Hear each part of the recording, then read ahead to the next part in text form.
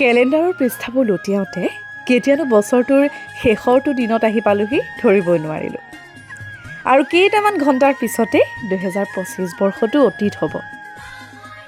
আচলতে বছৰটো যেনেকুৱাই নাযাওক কিয়, কিন্তু পুৰণিক বিদায় দি নতুনক আদৰাৰ প্ৰস্তুতি হয়তো সকলোৱে কৰিছে।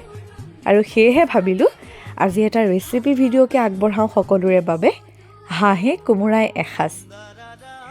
সঁচা কথা ক'বলৈ গ'লে জীৱনত প্ৰথমবাৰৰ বাবে হাঁহ কিনিছোঁ আৰু বনাইছোঁ। আগতে হাঁহ খাইছোঁ, দাদাহঁতে বনোৱা দেখিছোঁ, কিন্তু মই সেই দেখি আজি প্ৰথমবাৰ বনাবলৈ লৈছোঁ।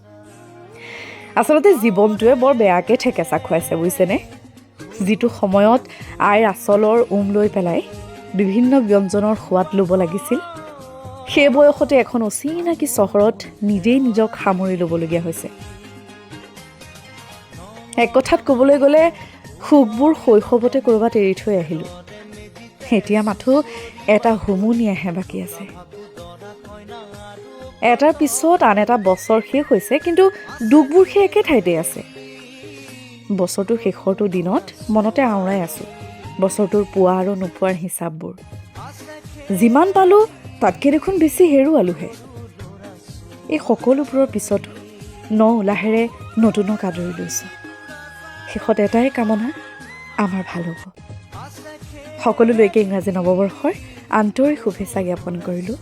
সকলো ভালে থাকক, কুশলে থাকক।